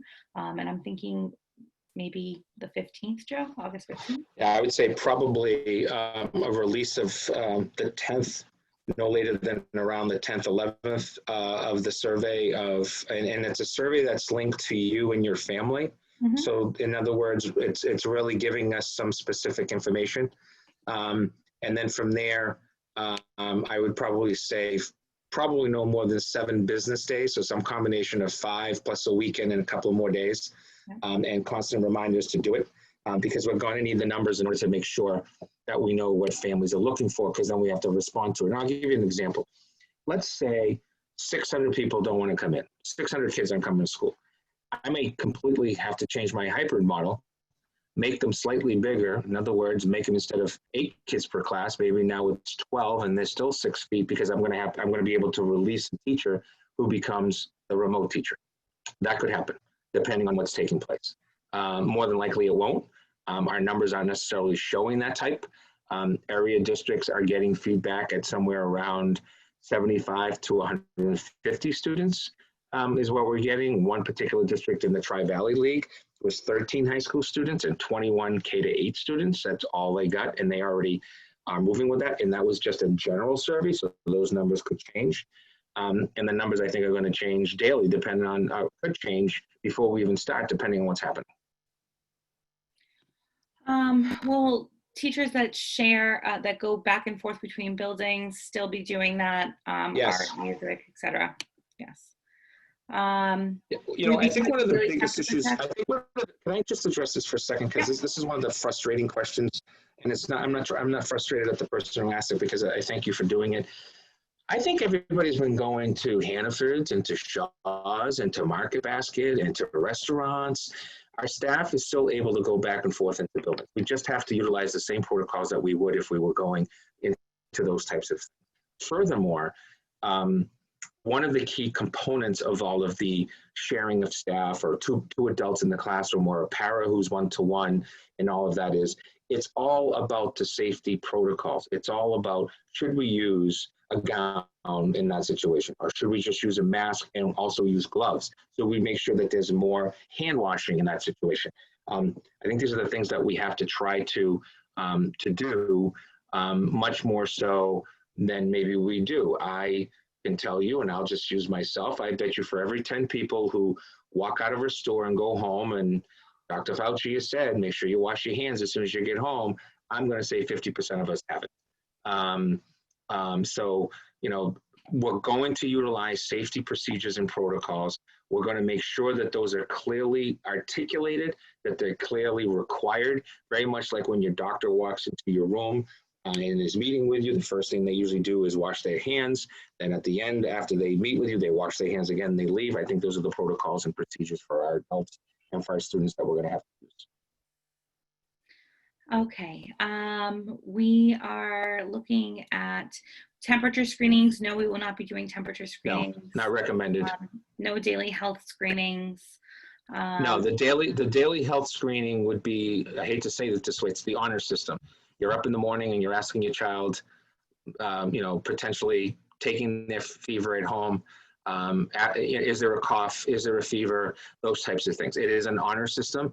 And I think all of us as community members have a direct responsibility that this is not just, I have a headache or a fever. This is something that could actually be transmitted to other folks, including adults. So I think we all have a responsibility to do our best.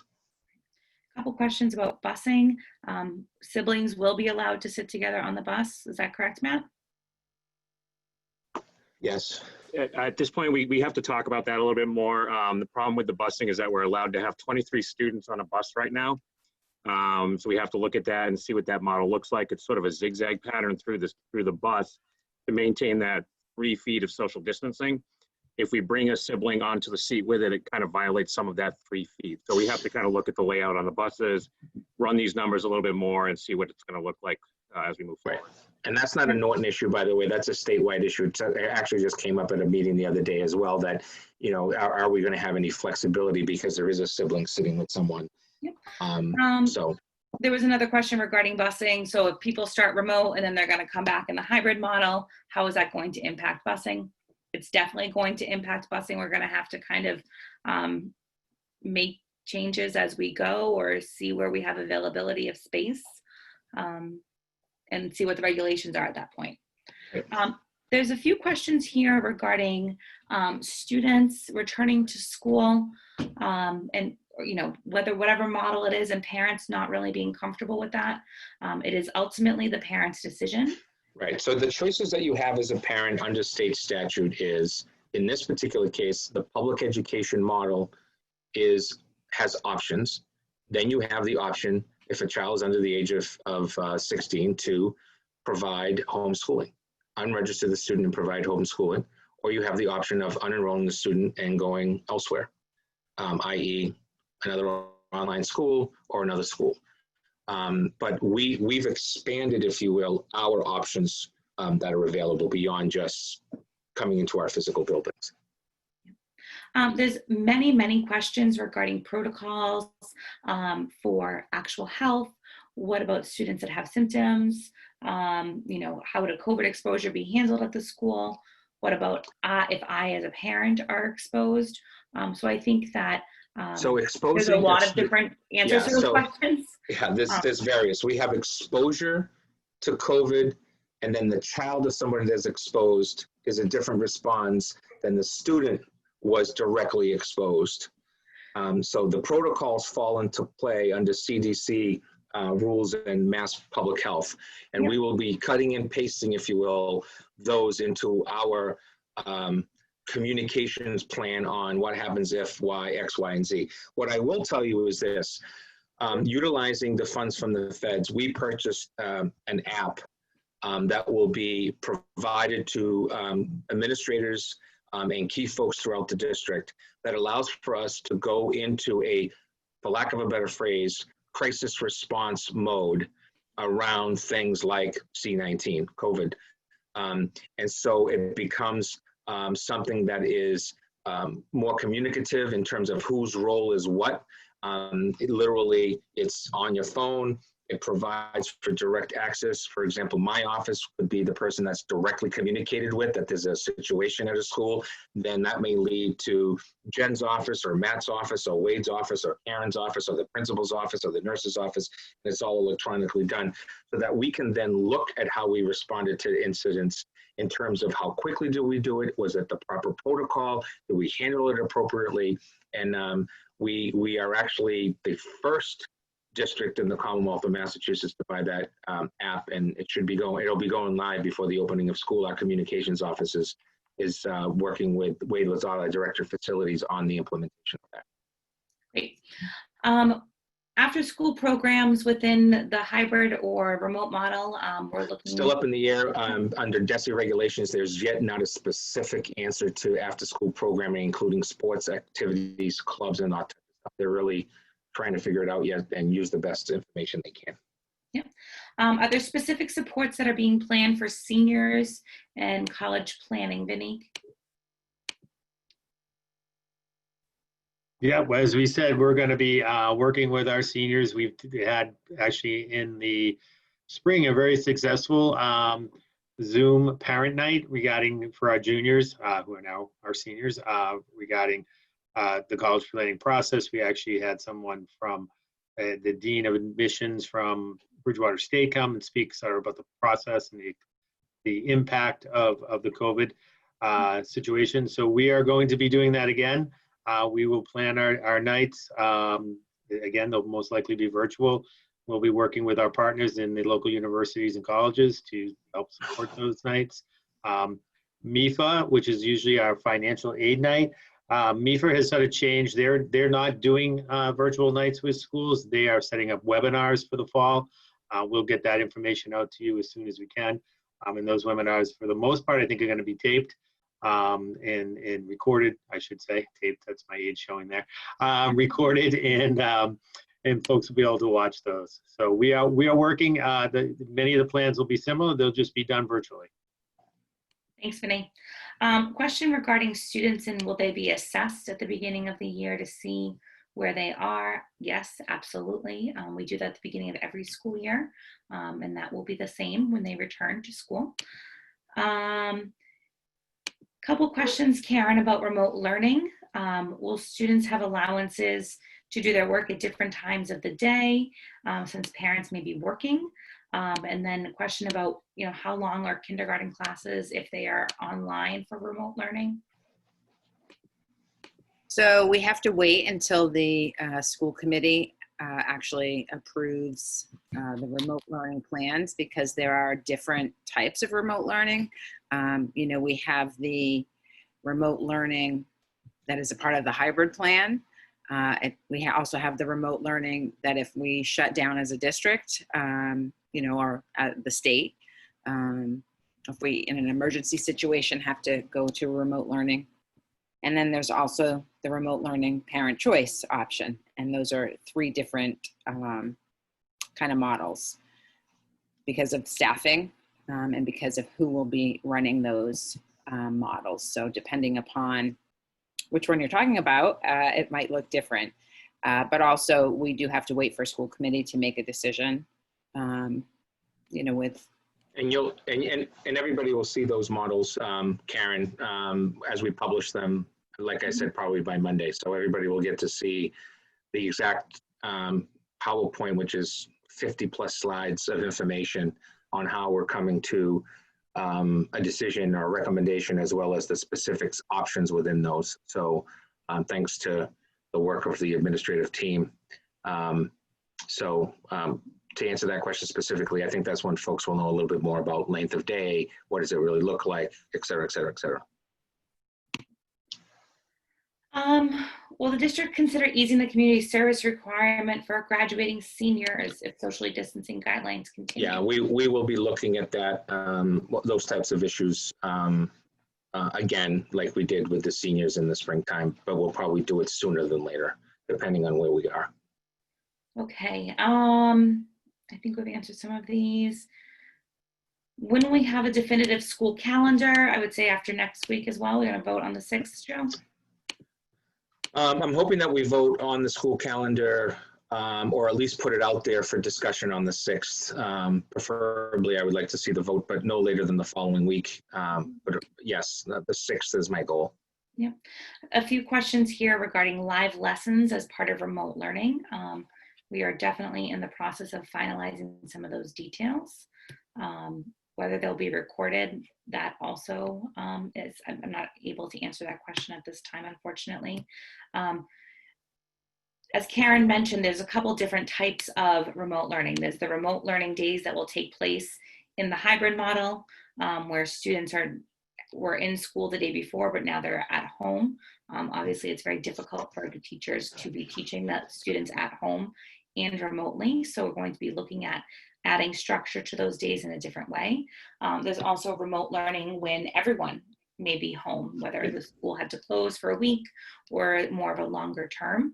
I think we'll have much more live interaction with their classroom teachers on those days.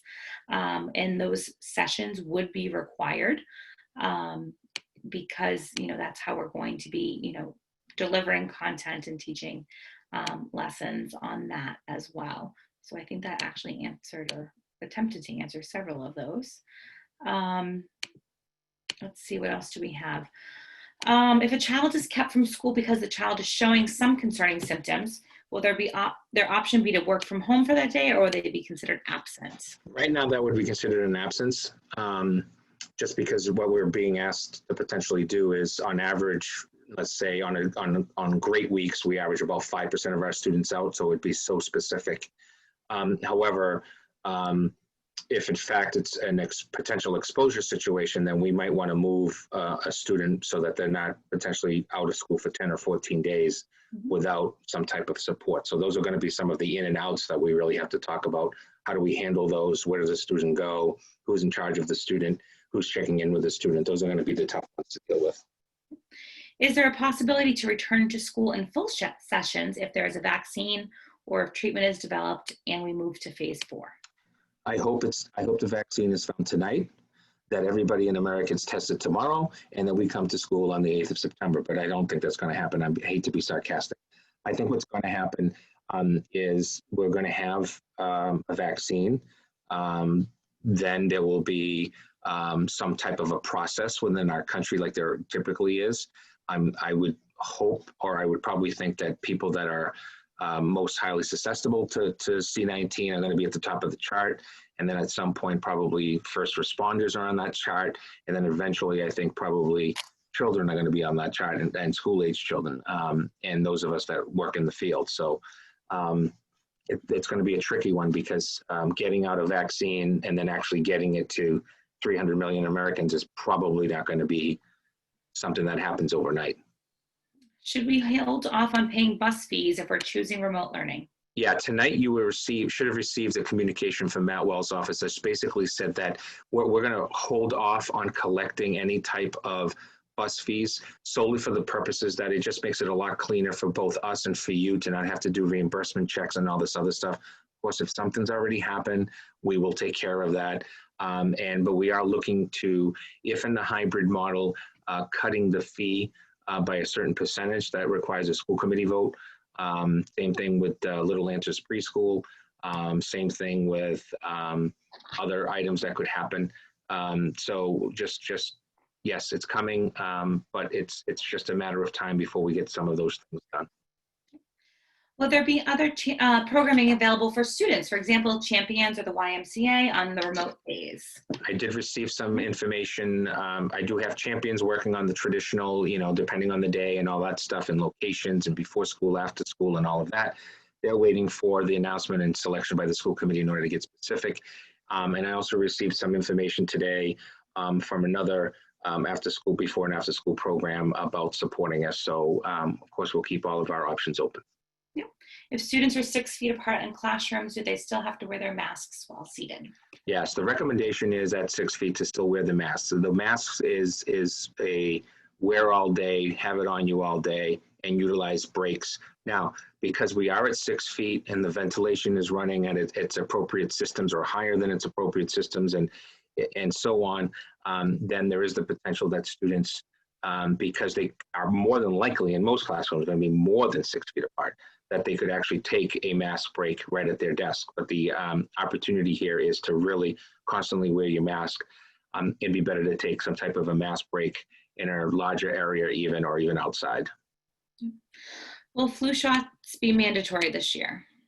I can't mandate those as I'm not the public health official. I myself take one, but I can't address that. That's a good question for the Board of Health. Students that have Chromebooks that they kept, yes, they will be using those for the upcoming school year. If a parent wants to go and purchase their own Chromebook, would they be able to do that and have their child use a Chromebook? Sure. Happy. Karen, is that okay? Well, we have a BYOD program Right. in the district, and it certainly is optional for you to take a device Right. that we offer. The only thing that if MCAP were to happen in the spring, Then you got to flip over. you would just need to use one of ours. One of ours. And that's BYOD, bring your own device, just in case anybody's having a glass of wine while you're listening to me tonight. Not I. Me either. Where will Champions run if the cafeteria and classrooms are utilized during the day? Yeah, we're working with, we're going to do everything we can to make sure that we have Champions as consistent as we can in order to offer parents and families options. Yeah.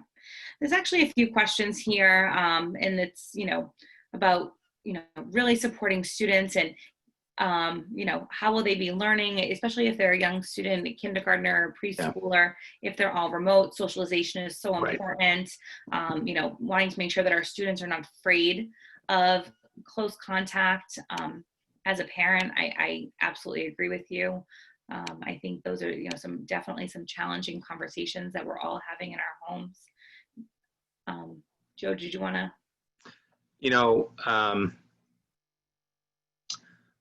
COVID has done two things for all of us. One of us is it's made all of us scared, rightfully so, at least in my opinion. But it's also created a sense of social emotional development within students that I have really, as an educator, and I don't specialize in psychology or any of that, or counseling, but I have a real big concern about the socialization of students and what it means long-term for kids. So I think what we need to do is the best job that we can to make sure that we're not just checking in with kids like we did, but that we're with kids in this type of a fashion as much as possible if we're in remote learning, and that we're trying to find ways to create a sense of learning for kids by utilizing the Zoom or the Google Hangout, by creating, as somebody said earlier, pods of learning within a classroom or sections so that kids can work together, even like this. I mean, I said something crazy to people the other day, which is why can't kids have, do Zoom? and Zoom their best friend. I know they're using the cells in most cases and all of that, but there's a lot of kids out there that are feeling the pressure of being alone. And I can tell you stories of students from this spring that were significant social emotional issues of kids who are involved with everything, part of everything, part of their community, and still struggling because of this C-19 situation. So that's my biggest worry. So one of the things that we really want to do with our staff during those 10 days is spend some time on utilizing the 50 or so teachers in the district, I think it's more than 50 now, that have at least taken our introductory trauma sensitive schools course through Leslie University, and really say to them, what did you really get from that course, and how can you really make sure that part of your day is an authentic day with the kids in a hybrid model twice a week and one day of remote half-day learning? And if we're in remote, how do you make sure that every lesson that you're doing with them has that SEL component? They really are getting to know you, you're getting to know them, and trying to motivate them and support them, because I think long-term the implications of this is significant. And lastly on this topic is, we've been doing I would say a good job, or better than good job. And Vinnie Cersei's been my rep for the last couple of years, going to some of these meetings, and Jean Sullivan when she was here before she left, and Vinnie got promoted to the position he's in now. And I think it's a promotion. I'm not even sure, Vinnie, considering all the stuff you're dealing with. And I think we've been recognized nationally at the state level. Vinnie's gone to those meetings and come back and said, yep, we're ahead of the curve. There's no doubt. What I heard today there's nothing to copy here. We're already doing it. So those are good things. It's just a matter of really implementing it with our staff across the board. I just authorized the PBIS group to get together, bring those people in this summer who want to come in and say to them, how can we really support training our teachers to then be able to support our students. So we have some plans. Many of them are internal. Some of them are literally in the yellow legal pad right now, and they need to be smoothed out in order to put it together. But I feel comfortable that we're going to be doing some of that. For one of the grades 6 through 12, we actually also bought an online SEL curriculum that we're going to put together as part of our remote learning plan, if it's fully remote, so that students can actually do lessons around hot topics of social emotional development. And it's not perfect. Nothing online is going to be perfect. And I'll end with this. We will not be able at any point duplicate anything that happens to the richness of a classroom of adults, teachers, professionally trained with kids. What we can do is strive for the second best thing and do it. Like I said earlier, throw away the remote learning from the spring. It's out of your mind. Let's start with something that's totally different, much more comprehensive and supportive. Joe, I've got 6 more questions, and I'm going to go through them really quick. And there is somebody that has their hand raised, so if you would be willing to put your question either in the Q&A box or the chat, that would be greatly appreciated. There's a question here about, we know COVID is really important, but very interested in finding about what our plans are to incorporate diversity into our curriculum for the upcoming school year. It's a great question. Great question. So we have just started a few weeks ago, putting together, really taking a look at cultural competency as a district. We started with all of our administrators this week going through a training on cultural competency. We're actually also, although it's, some people might say it's just reading a book, we're really reading a professional book together as a group entitled White Fragility. And the idea behind all of this is to come together as a school community with our staff around cultural competency and diversity as a community. It's a really important topic, although we are very non-diverse. We are becoming more diverse as a school community. And I think it's important for our students entering the workforce or the military or going on to college to understand the diversity that's out there in our world, if you will. And then lastly, we just filed to be a member twice actually now, but I finally got the paperwork and I did file it yesterday to be a part of an organization that really is about diversifying our staff. We do have one full-time teacher who is African-American, and we do have a new assistant position who's also a person of color. And so we are trying to diversify our staff as well and find high quality candidates who want to work in a good school system that is trying to strive to make itself better. And then lastly, as part of all of this, and probably the one that's going to take a little bit more time, and that is making sure that our curriculum goes beyond just celebrating a month or a day, but is actually encompassing authors and leaders within our curriculum across the board, starting in the early grades and all the way through 12th grade. So this is a bigger deal and topic than tonight. I have some thoughts about bringing the topic of diversity in play in the fall once we've settled in, to take a look at the community wanting to talk about diversity, because I don't think this is a topic you just do as a school system. I think it's a community situation, including working with Wheaton College, who's reached out to us, and Jennifer O'Neill reached back to them, our assistant superintendent, on the opportunity for staff and training. But I also think it needs to be an opportunity for our community to get together and talk about this topic. So more to come, promise. All right. Karen, remote lessons, are they through a state program or district curriculum? Both. Again, it depends on the remote. Yeah. And actually, it's all tied together, right? So even if we are using a district purchased product, it will be aligned with our curriculum.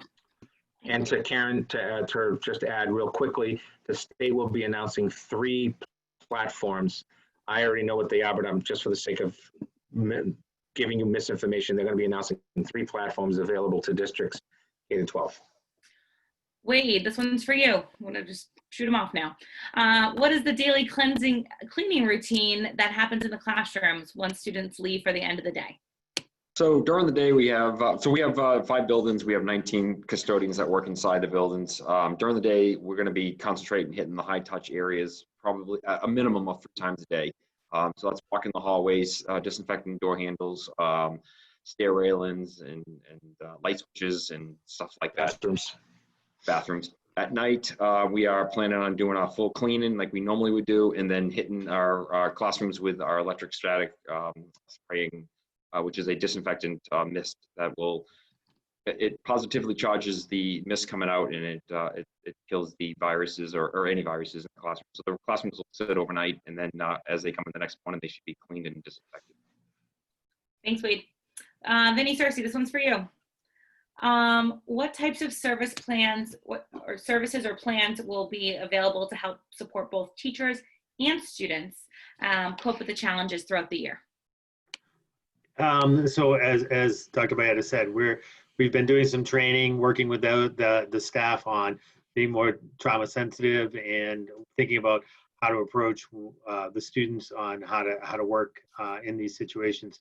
Our counselors will be available. They're going to continue to do what they do, running groups, whether again, it may be virtual or maybe in smaller groups based on the cohorts. And addressing those situations. We're working with our community providers, and we are hoping to start a community support committee made up of not just school members, but local agencies, local counseling folks, to sort of think about how we're going to approach this and how to better coordinate our services as we move forward. Thanks, Vinny. Karen, this one's for you. When in the spring, parents were asked to not really attend Zoom classes with their students, will they be allowed to, or will they be able to help them focus if they're having a difficult time? I actually think that's more of a teacher question as well. I think when we consider the privacy of all of the students that are attending a session, our Zoom session, certainly your own child best, and if they need some help focusing, by all means. I think for the teachers themselves, it will look different in the fall than it did in the spring. So I would say let's wait and see what model is approved, and then we can move forward with some teacher input. And Karen, for that too, we developed a kind of like a recommendation of norms for students, staff, and families last spring. And once we have a better idea of what the model will be, we'll update those for everyone as well. All right, last question. Joe, it's for you. You mentioned that the requirement of 3 feet apart, if the requirement was 3 feet, the district would be able to accommodate it in almost every place except for the high school. What are the issues at the high school and how would they be handled? I'm not sure I'm understanding the question, but I think the question is, you know, and I can answer it. There's, you know, some places at the high school that are small classrooms. We just could not, number one, accommodate the class size. So for example, if a section has 26 students in it and we needed to fit in 26 desks at 3 feet, the classroom just isn't big enough for that particular group or Right. course. And, you know, unfortunately, we can't go less than 3 feet. So the other part of this I think is important is earlier we had a question about preschoolers and kindergartners not being near each other and so on and so forth. It may, once you see, we're going to be releasing pictures next week of our classroom set up at 3 feet and 6 feet at every school. And I think what you're going to see is that in order to be safe, 6 feet works because it creates an area for the student beyond just their chair and their table, versus at 3 feet, there is no movement in either way. And in actuality, if you stick out your hand, you're touching the other person next to you. That's how close you are. So what we decided was at that point that the safest thing for us to do, and recommended by CDC when feasible. I love it when bureaucracy gives itself an out. I wish I had that for myself every day. And so I just made the determination, to be quite honest, after we saw what it meant, that the safest thing to do was be at 6 feet, because it gives younger kids who are going to be facing forward at a desk. That is not the way we teach, hopefully anywhere in elementary education, but I know we don't teach that way in Norton. And second, that they are going to need, I mean, at 3 feet, one of my football players or one of my tall kids, you got no space. You're on top of your neighbor, and you'll see that in some of our pictures that we're going to share with you next week. Last one. Will there be any special precautions for students that are immune compromised? Yeah, we're going to try to have a lot of probably pre-meetings with families about some of those issues. What are the best practices, et cetera. I would actually ask those families to probably reach out to their own pediatrician around what is the best things that we could potentially do. We're open to suggestions and recommendations, but it is around everything to do. For example, like I said earlier, we got 6,000 pairs of gloves that we're going to be distributed in our classrooms for areas such as, specifically areas such as the arts and labs and science classrooms. But those could also be situations for students who should be wearing gloves at all times because they do have more of a compromised system. And we'll be happy to support those families in that way. You don't have to bring in your own gloves situation. But that may be a student whose family wants the student on a N95 mask. Maybe it's recommended, maybe it's not. I'll leave it up to you and your specialist. But yes, we definitely want to have conversations around those areas. So please reach out with specifics so that we can try to support you as much as we can. Listen, folks, next week, as I think I've said to some of you before, this is a decision that the school committee is making. I can assure you that they are wanting to make the right decision. They're feeling the stress of it. We all are as an administrative team. And whatever decision is finalized by the committee, it's not going to make everybody happy. And we know that. And so I hope that folks know that the amount of hours and time that we're spending on this is that we're trying to look at many different scenarios as we can that we think is in the best interest of students and then our staff around the topic of safety and teaching and learning. And then the last part of this conversation, and by the way, and thank you for joining us. We had 1 point over 250 folks, is really trying to establish a communication plan. It's not going well for you, or you've got a recommendation or you've got a thought. Go to Let's Talk on the district website, click on any, if it's technology, typically you go to Karen. If it's facilities, it's typically Wade, teaching and learning with Jen, special education with Vinny, busing and transportation. which will probably be the person who gets the most questions over the next 2 weeks is Matt, or you can just go directly for me and then we figure it out from there. You go to Let's Talk, don't hit anonymous, because if you hit anonymous, I can't respond to you. With your communication, your email, check your question area, ask your question, make your comment, tell us how ticked off you are about something, tell us how great we are, or tell us a great idea to make us better, and we'll appreciate it. And we will always try to get back to you in a reasonable amount of time. Lately, that's been taking longer, to be quite honest, but we do get back to you. Thank you. Have a good night. Thanks, team. Have a great night.